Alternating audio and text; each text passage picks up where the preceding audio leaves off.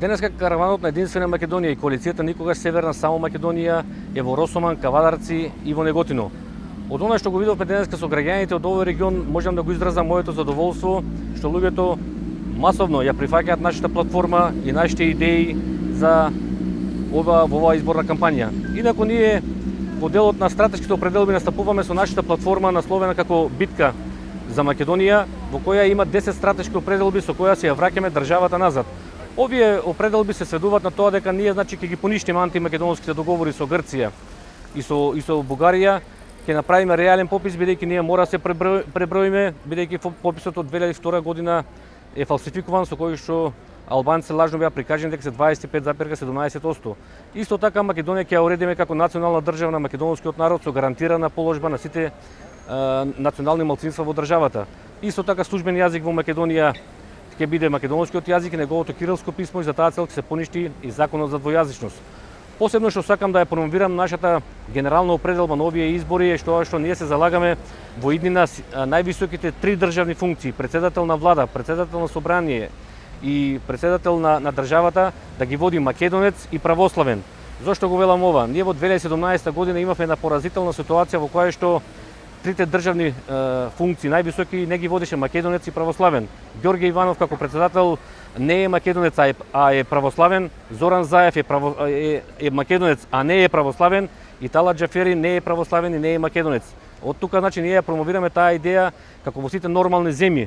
Што е денеска, еве да го спомнам примерот со Англија, таму нивните безбедносни служби МИ-6 и МИ-5 прават проверки до трето, до четврто колено на нивниот кандидат за премиер. Премиер исклучиво мора да биде британец. Од тука значи, како во сите нормални држави, посебно во монархиите, и ние ја зацапуваме ова идеја во иднина трите највисоки државни функции да ги води македонец и православен. Сега да не бидам погрешно разбран, значи ова не е некој шовинистички излив, бидејќи сите останати функции во другите ешелони на власта, министри, директори, значи може да ги водат и турци, албанци, роми, власи, срби, бошњаци, значи и сите останати малцинства.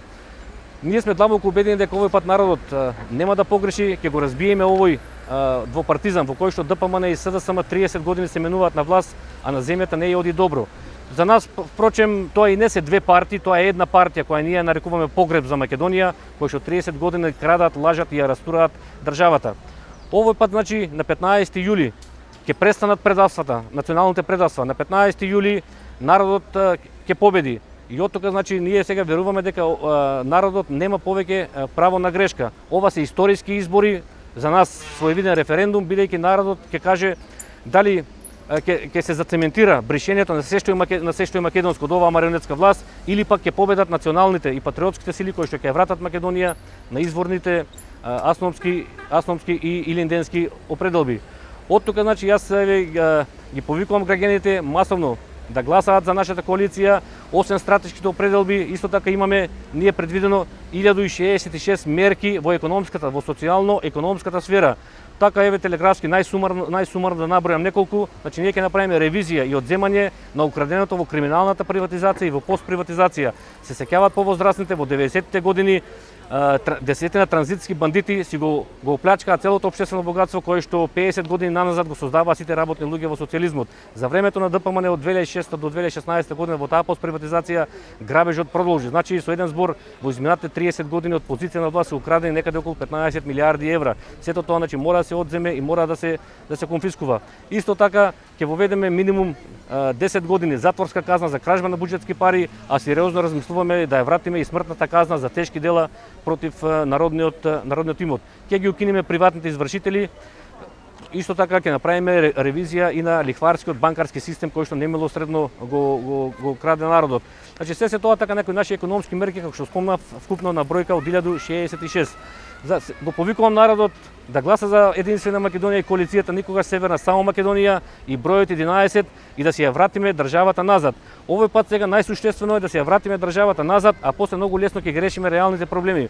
Економската наука ги открила механизмите како се прави богата држава, какви даноци треба да има, каква микроекономска политика се води, само треба честни политичари. Ние како кандидати од коалицијата Никогаш Северна Само Македонија постојано во оваа кампања инсистираме секој да ја каже својата биографија. Народот да бара од секој кој што ја бара до вербата да ја каже својата биографија, бидејќи спасот на Македонија и просперитетот на државата и народот е само во честни политичари.